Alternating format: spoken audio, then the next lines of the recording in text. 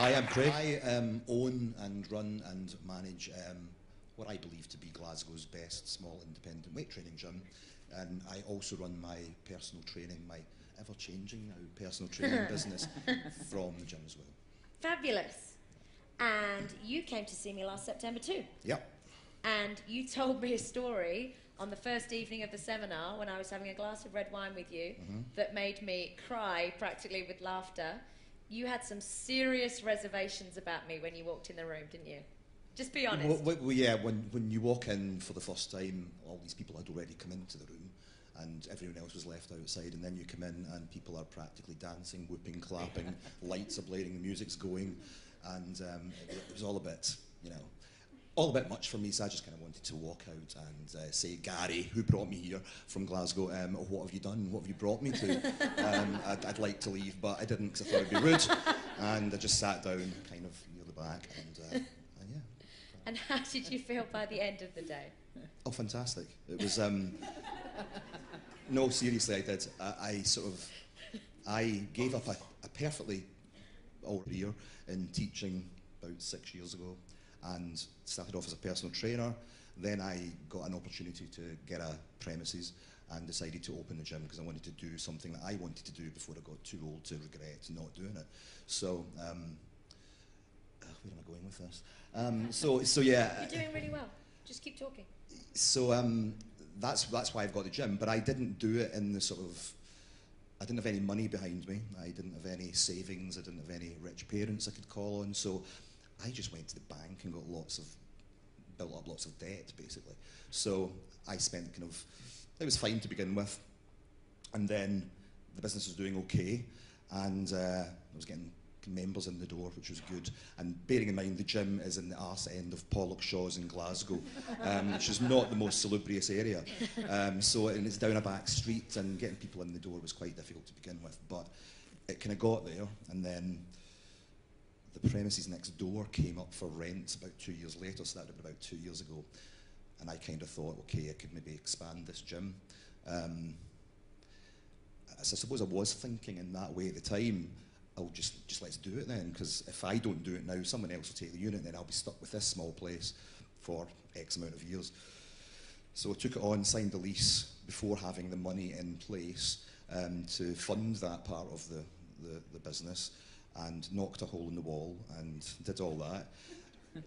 The bank were putting through all the sort of my sort of proposals, and the banks weren't lending so much at that point, because this was in 2000 and, I don't know, 10, 11, and so they wouldn't give me money, so mass panic and debt mounting, and I ended up going to another kind of lending source that the bank kind of put you in touch with, so I eventually got the money, and just debt started to rise all the time, so having to take on more staff. I did put a therapy room into the other part of the gym, and also there's a wrestling school trains out of the gym as well, so that was all helpful, but the debt was just spiralling, so that was affecting me, my sort of psychological state. My partner and I were going through hell because of it, and all the debt was mounting. So that was it really, and staff costs were going up, things like that, and personal training was just kind of plodding along. So then I met Gary on a night out. I knew Gary before, but bumped into him, and he started banging on about this woman he'd seen at some sort of road show, and Thanks, Gary. Thanks. Lucy this, Lucy that, Lucy the next, and would you like to come? And I was like, yeah, okay. I thought, okay. He kind of explained what it would do for me, and I thought, well, I learned at the last seminar about being in the scary shit zone, and I kind of realised that I'd been in a scary shit zone for about 3 years and didn't know what to do about it. So I came along to the seminar, and that was in September, and yeah, it's been... Yeah, you've had some good results. Yeah. Are you happy sharing some numbers about your packages and your hourly rates and all that good stuff? Yeah, I've not had many problems getting clients, really. I think that's something that's built up over the years, but I was doing single sessions, I was doing block sessions and things like that, but because that's what I thought I should do. And then when I came here, we started hearing about packages and things, I'm sitting thinking, I've got a therapy suite, I've got physiotherapists, I've got massage therapists, I've got access to supplements, I have all this stuff under the roof and I'm doing absolutely bugger all with it. I could be packaging all this into a really good sort of training sort of system and offering it to clients. So since September, I did the guilt-free Christmas thing. So that was about £1,000 for one of those. So I've sold 2 of them to new clients, and I converted one of my current clients to that 3-month package as well.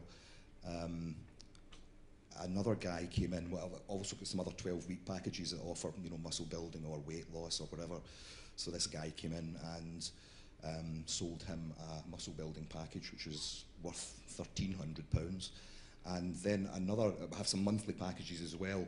And before coming here in September, I would never have dreamt of asking anyone to pay, I don't know, per month any more than £300 or something. But this girl came in and I managed to sell her a package worth £720 a month, which she's taken up. So give since him a September, round of applause.